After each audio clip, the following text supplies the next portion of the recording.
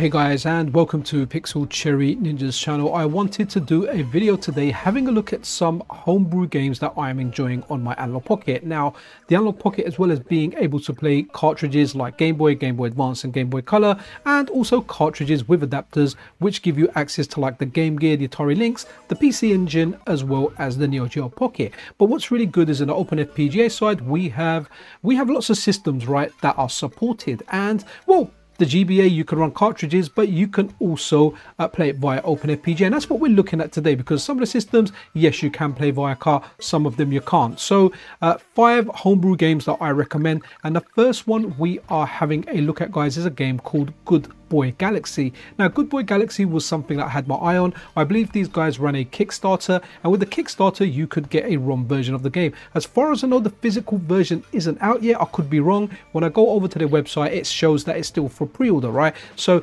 this is a great fit on the Analogue Pocket. You know, you're this dog, you crash land, and you got to get parts to build a ship and, I don't know, get out of the planet. But it's very, very good, guys. It's an exploring Metroidvania type of game. You make lots of friends, there's hidden areas, there's bosses, and I think there's mini games too. I've only just recently started it. I really like it. I like the formula, and the game feels like a breath of fresh air. Now, if you want to buy it currently and you want the digital version, you can buy it on itch.io. I'll try and leave as many links as I can in the description of the video, and it's $20 on itch.io. If you want to get yourself a cartridge of this game, then you can pre-order that. Again, I'll leave a link to where you can buy Goodboy Galaxy, a physical version, once it's released. So it's completely down to you. It's a really, really good game. It's definitely worth the money. It feels like a AAA game that should have been out at the peak of the Game Boy's life cycle. But you know what? We're old people. We like old games coming out like, well, now or in the last couple of years.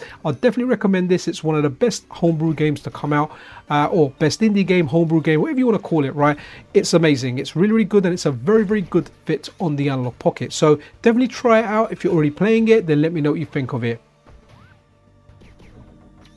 If you've been on this channel for a while, you know I absolutely love Tetris, and I always say it, no matter how many versions of Tetris I play, my favorite one is always the Game Boy DMGtris. It's the first time I played Tetris. I have a lot of nostalgia for that green screen. So the next game we're looking at is DMGtris. It's also known as Pandora's Blocks, and this is a free download. I'll leave a link in the description where you can grab this from GitHub. But what's really interesting about this, when you download it and it comes, well, it downloads as Pandora's Blocks, it's a .gbc file. Now, what you can do, for example, on the Analogue Pocket, if you put it with your Game Boy games, it will show up as a DMG game, right? If you put it in your Game Boy Color assets folder, it will show up as a Game Boy Color game. Guys, this is just fun. Now, I have to say, I do miss the original DMGtris soundtrack, right? Because, hey, you know what, I really like that. But this is really, really fun. It's got a lot of quality of life improvements. You can hold, you can hard drop. It is just fun Tetris. But what's really interesting now, for a little bit of a novelty, and if you want a little bit of a challenge, try the big mode, right? So all the footage for the normal kind of game mode, I ran the DMG ROM, but let's now have a look at the big mode, right, or the big block mode. And when you do that, the blocks are just massive, guys. You don't get as many rows or columns on the screen, but it's just fun. It's like massive Tetris, and it's quite intense, right, because the screen fills up quicker. So this is a very, very good one to try out. If you're a fan of Tetris, definitely try it out. I recommend when you do download this, put it in assets for your Game Boy, and put it for the Game Boy Color as well. That way you can go between the green screen and the full color.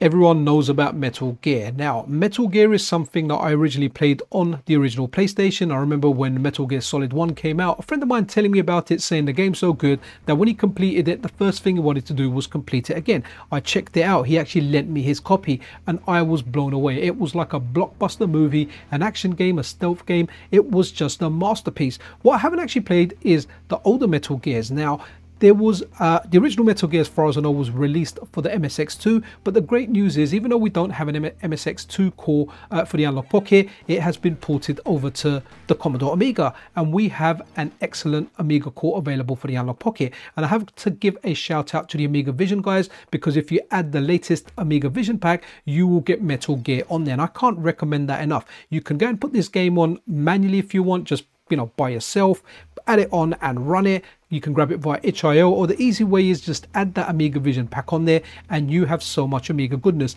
And Metal Gear is something that I want to play. It's not something that, I mean, I've played like the Game Boy Color version, but I want to play the MSX2 version. And guys, this one's a lot of fun, and the Amiga version or the Amiga port feels really, really good.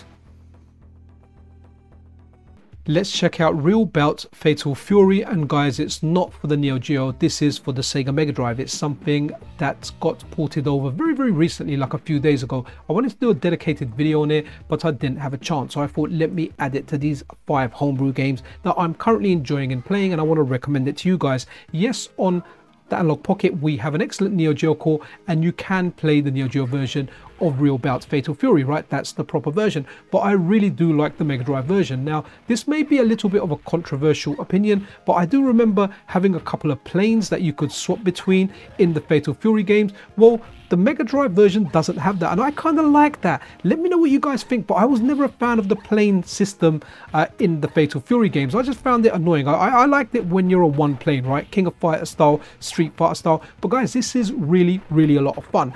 Maya's my favorite like Fatal Fury King of Fighters character, and guys, you can play this, the combos just flow. It works really well. You can go in there, tap, combo it into a super, combo it into a special. It just works, and this is a lot of fun.